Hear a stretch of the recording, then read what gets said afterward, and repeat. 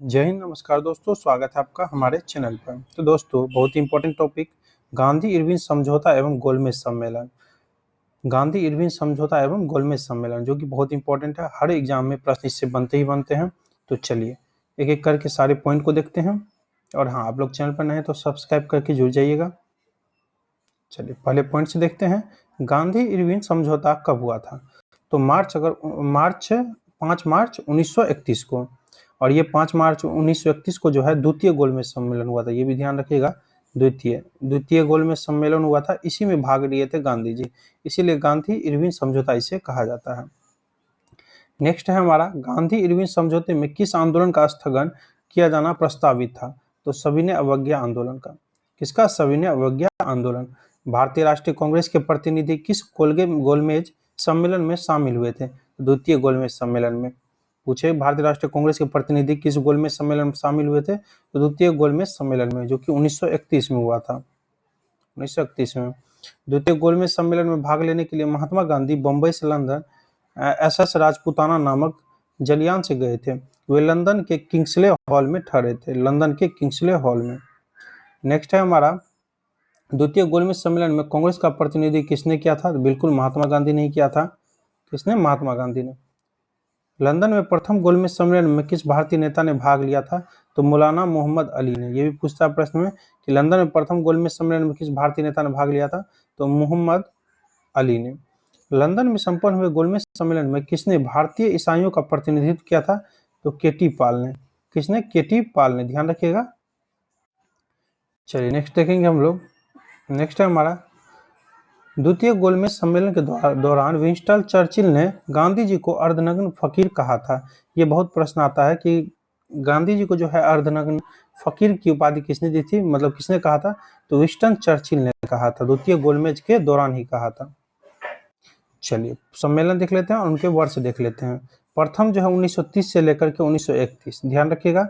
वहीं द्वितीय गोलमेज सम्मेलन 1931 से लेकर के 1931, 1 दिसंबर से सितंबर से दिसंबर तक। वहीं तृतीय गोलमेज सम्मेलन 1932 से 32, यानी पहला जान लीजिए 30, दूसरा जान लीजिए 1931, तीसरा जान लीजिए 1932, ध्यान रखिएगा। द्वितीय गोलमेज सम्मेलन किस मुद्दे पर असफल रहा? किस मुद्दे पर? तो सांप्रदायिक प्रतिनिधित्व के मुद्दे पर। 1931 में भारतीय राष्ट्रीय कांग्रेस के कराची अधिवेशन के लिए किसने मूल अधिकार तथा आर्थिक कार्यक्रमों पर संकल्प पारित किया था? तो पंडित जवाहरलाल नेहरू थे। पंडित जवाहरलाल नेहरू।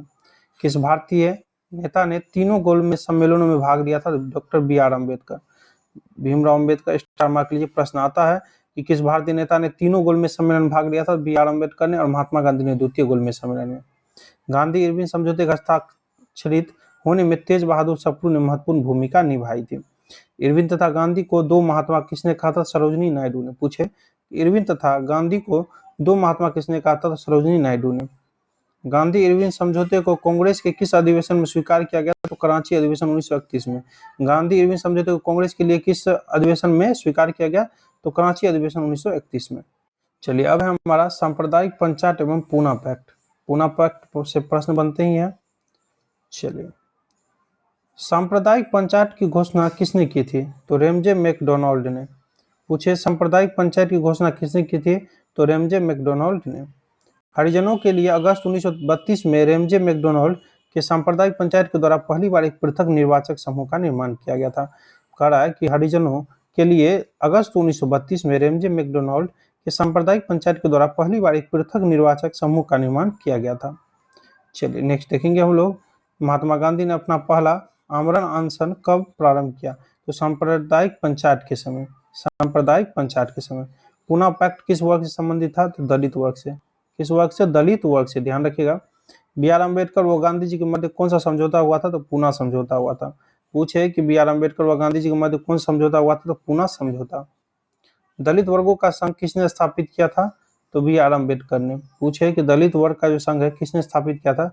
तो बी आर अम्बेडकर ने किया था। चलिए नेक्स्ट पॉइंट है हमारा, सांप्रदायिक अवार्ड एवं पूना पैक्ट में दलित वर्ग के लिए कितनी सीटें दी गई थी? तो क्रमशः 71, 148। पूछे, सांप्रदायिक अवार्ड एवं पूना पैक्ट में दलित वर्ग के लिए कितनी सीट थी? तो 71 और 148। महात्मा गांधी क्षणिक भूत की भांति धूल उठाते हैं लेकिन स्तर नहीं। यह कथन किसने कहा था? तो बी आर अम्बेडकर ने कहा था। 1932 में पूना पैक्ट के बाद महात्मा गांधी ने ऑल इंडिया अनटचेबिलिटी लीग की स्थापना की। बाद में उसका नाम बदलकर हरिजन सेवक संघ कर दिया गया। इसके प्रथम अध्यक्ष घनश्याम दास बिरला थे। पूना समझौता के बाद गांधी जी ने दलितों के उत्थान के लिए किस संस्था की स्थापना की थी? तो हरिजन सेवक संघ।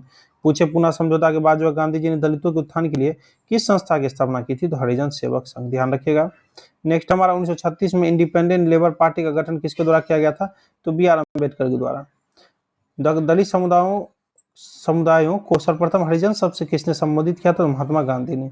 इससे आपको पता चलता है कि पूना पैक्ट जो है महात्मा गांधी और बी आर अम्बेडकर के बीच चला था। हरिजन के लिए इधर चलिए, दलित समुदायों को सर्वप्रथम हरिजन शब्द से किसने संबोधित किया था? तो महात्मा गांधी ने। नेक्स्ट है हमारा, नीचे देखते हैं, विंस्टन चर्चिल सहित अनेक ब्रिटिश नेताओं ने गांधी इरविन समझौते का विरोध किया था। बाकी अर्धनग्न फकीर किसने कहा था? तो विंस्टन चर्चिल ने ही कहा था। ये भी ध्यान रखिएगा। चलिए, वीडियो में इतना ही। आपको वीडियो पसंद आए तो कम से कम 1-2 दोस्तों के साथ शेयर जरूर कीजिएगा जो पढ़ने के इच्छुक है। बाकी थैंक यू दोस्तों, wish you all the best.